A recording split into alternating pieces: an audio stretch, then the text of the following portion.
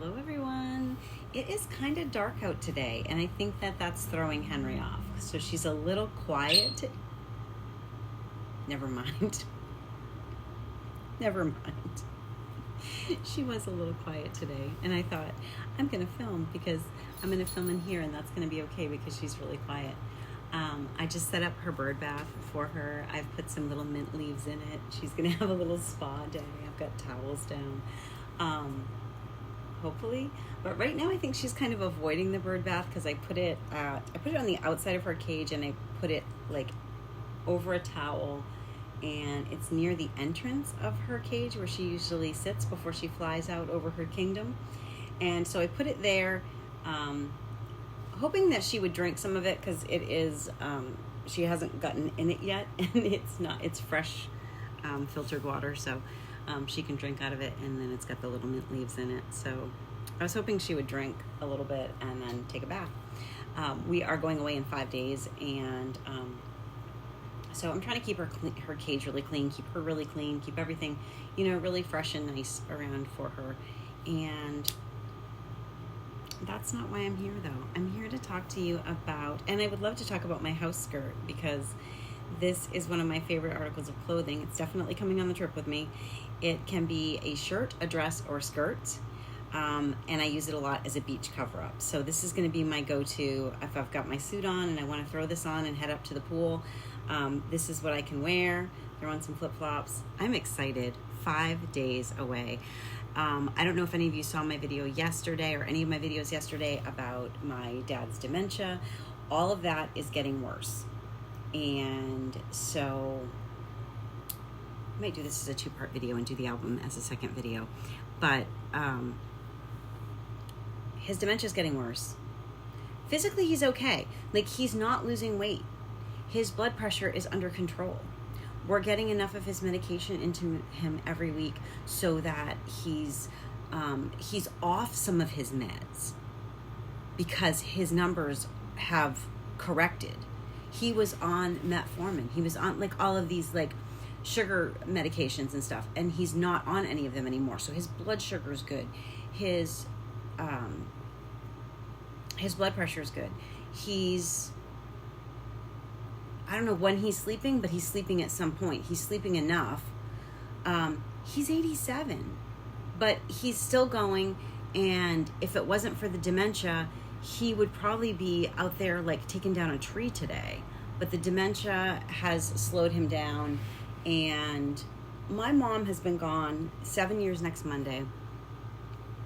And immediately after her passing, he was trying to figure everything out. He was lost. They'd been married for 65 years, 60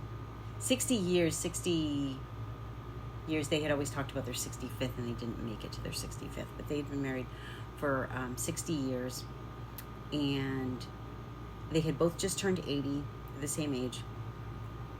And so he was trying to figure it all out, and he actually reconnected with a childhood friend, a guy who had lost his wife probably 5 years before that. And he went over there like typical old school, old Mainer Yankee fashion. He knocked on the door, and he said, I don't know how to live without my wife. You've done this before, how did you get through it? Which is just, it's crazy. And of course it brings a tear to my eye because now my dad doesn't know that my mother is gone, and he blames her for stuff still. Like, there was like an ant trap in the corner, and there were all these little ants around it, and we needed to put a new one down there. And he told me my wife put that there, which she didn't, and why he called her my wife instead of your mother put that there, or by saying her name or whatever. I don't know, but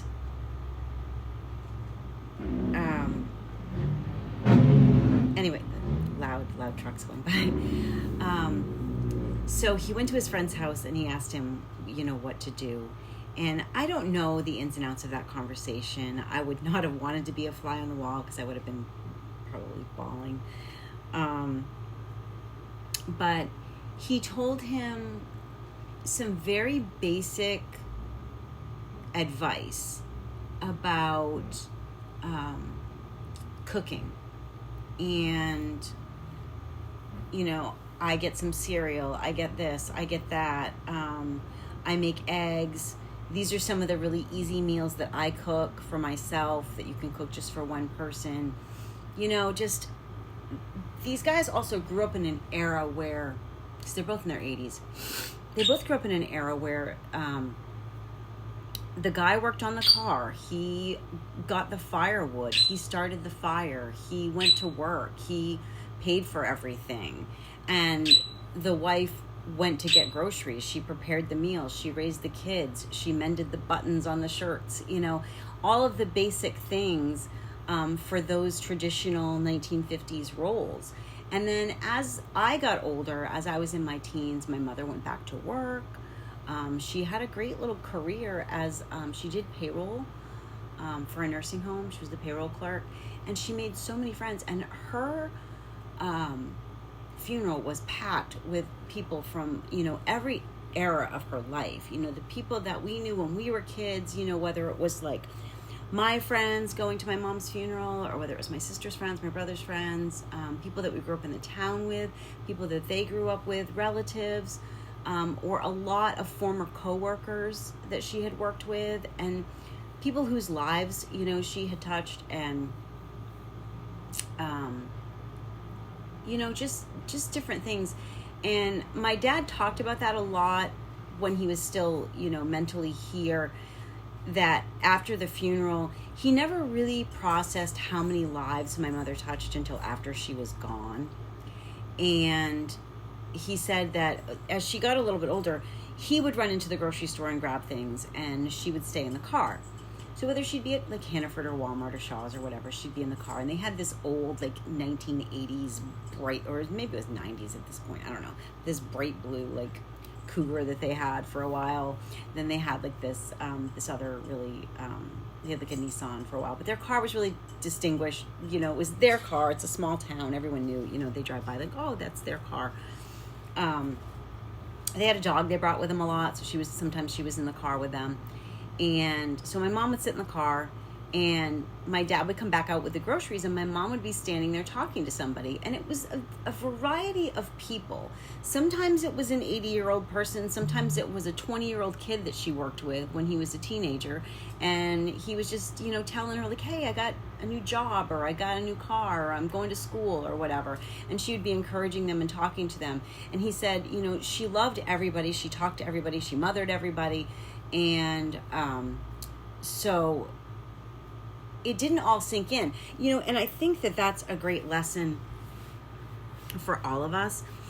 I mean, imagine you're my dad and you're coming out of the grocery store. You've just dealt with, crowds and cashiers, and the grocery prices are rising and whatever, and you come out and you just want to go home, and maybe you're having lunch, maybe you're doing whatever, and you just want to get home, and your wife's like chatting with some person you've never met before, and you're just like, oh, enough, let's get on with it, let's go home, it's hot, let's get the car started, let's go home. And then after the fact, he's processing it, and he's like, everywhere we went, we saw people, and they talked to her, and they took the time. And yesterday, I was in the grocery store, and I was getting stuff for my dad. I was very preoccupied. I knew that this appointment was coming up, and I was going to have to be at the house for a while, and it was hot. So I'm trying to think through things. I'm trying to think like, okay, what could I eat quickly? Get some, maybe a protein bar, something like that I can eat quickly while I'm there. And then I was like, well, I'll get, because my sister was out there. We love food. We love little snacks. We love fancy little snacks, like little tea party snacks. So I got these really nice little crackers, and I got this like garlic herb spreadable cheese thing. I forget the brand of it, but they had it in like the gourmet cheese section. And so I got some of that. I got a couple of Olippops, things like that. And I'm trying to remember, like, do I want a granola bar? Do I want a protein bar? Where I was looking for this certain brand of protein bar. Where would they keep it? Would they keep it with the granola bars? Because it's a really natural one. It's not one of the, like, muscle ones, but it's not like Barbell or whatever. It's like, they were called Junkless. And I didn't know if they'd have it or not. So, I know, I'm rambling. But I wanted you to know my mindset. I was thinking about all this stuff, and I stopped before the protein bar aisle, and I'm thinking, are they down there, or are they 2 aisles down, whatever. And a guy saw me and kind of froze, and I was like, oh, go ahead. I'm sorry, I don't know what I'm doing. I'm trying to remember what I needed and where it is or whatever. And he goes, oh, no problem. And he walks like halfway down the aisle. He turns around and he comes back. And I thought, oh. And he goes, hey, ma'am. And I said, yeah? And he's really thinking, like, is she okay? And he said, you're really gorgeous. I said, thank you. And he goes, you're welcome. Have a good day. And he walked off. He didn't hit on me. He didn't ask for my number. He didn't do anything. And when you have ADHD, you have something called rejection sensitivity disorder, where you can't process people's motivations. It's a hard thing to do. If you are, if somebody responds with a thumbs up, you think they're mad at you. If you are, like the other day, I was leaving the driveway and my landlord was waiting for me to pull out, and it took me a second to let clock that he was like motioning for me to go. And I spent the next 10 minutes thinking, I wonder if he's mad at me. He probably thinks I'm an idiot. He probably thinks I'm really distracted. If I can't pay attention in traffic, maybe I'm not taking care of the apartment. Like it just went to like level 1,000, like in my brain of what this guy thought. And so when this guy complimented me in the grocery store, my first thought was, do you know how you hear like on the radio stations and stuff like that, people talk about all these little social experiments, like, hey, today say one really nice thing to a random stranger to make them feel better about their lives, or pay it forward. If someone gives you a compliment, go give the next person you see a compliment. And so in my mind, I thought, well, that was nice, but was that just some kind of social experiment? There's my bird. Was that just kind of some social experiment that, he's just being nice to me because, someone was nice to him? Or, like, where is this coming from? And I remember years ago when I was married, I was in therapy, and my therapist would always say to me, she was a very patient woman, she would always say to me, what's another option? Which is where I kind of developed my philosophy or whatever, my motto, my way of life, whatever word I'm looking for, about the flip side. Because I would say, what's another way you can look at it? So everything, I started to process everything in a what's another way you can approach that. If somebody makes a comment on your picture and they say that they like it, are they trying to make me feel bad because they know that I didn't look good in that picture, and I'm trying too hard, and I'm trying to be relevant, and they feel sorry for me, so they're trying to show me some support? And she's like, what? Why is that your first thought? And, what's the other? Maybe they really think you're pretty. Maybe they think you look great for your age. Maybe they think that they really like that dress or whatever, like, why do you automatically think that it's bad or that something's wrong? And I don't know. But then, like, the more I learned about ADHD, the more I realized that there was like this rejection sensitivity disorder where you felt like people were mad at you, or you felt like something was wrong. And so that might be where this comes from. I don't know. But that was the first thing I thought when he said that. And I'm trying to be more intentional about talking to people and connecting with people in public. One of the things that I miss about my job is, I don't know why she went all the way around to do that. One of the things that I miss about my job is interacting with the customers, interacting with my coworkers. And so as I go places, you know, whether I'm like at a restaurant or the casino or a store or whatever, I'm just kind of talking to people a little bit more and becoming a little bit more social if they seem open to it. I mean, I'm not going to be the crazy lady that goes up and approaches everybody, but like the other day, I was in an aisle with someone. It was a small aisle at TJ Maxx, and I said, oh, you know, if my cart's in your way, no, I'm just trying to find, you know, a travel pillow. I had the perfect one. Somebody borrowed it. I didn't get it back. I'm going on a trip. I can't find anything like it. And I was like, oh, that, you know, that sucks. I'm going on a trip too. So we started talking, and she told me all about where she was going and the different legs of the cruise, and, you know, what she was going to do. And they were going to Alaska, and, you know, it just sounded very nice. And I told her what we were doing, and I asked her about packing cubes. And we had this great conversation about her experiences with packing cubes, when they're handy, when they're not.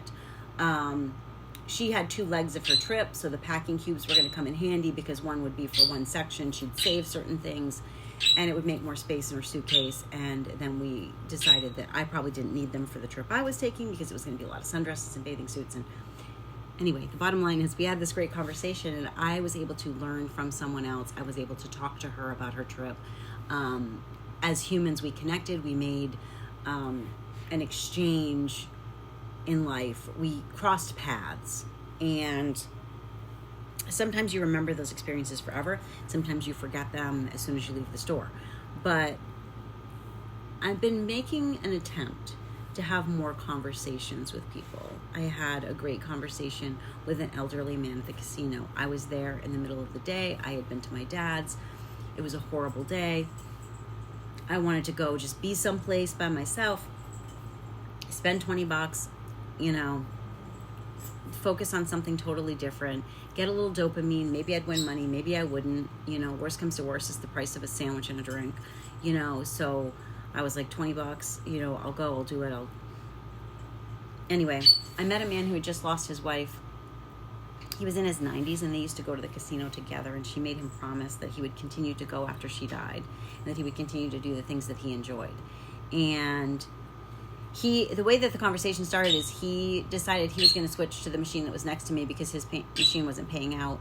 And so he was going to try the one next to me. And when he came over, he stabilized himself on the back of my chair. And he said, I'm not hitting on you. I'm just old. I'm in my 90s. I'm trying, you know, and he sat down, and, you know, we had this great conversation, and I ended up staying longer than I wanted to stay to have this conversation. And I probably would have switched machines at some point because I wasn't doing well, but that conversation was worth sitting there for.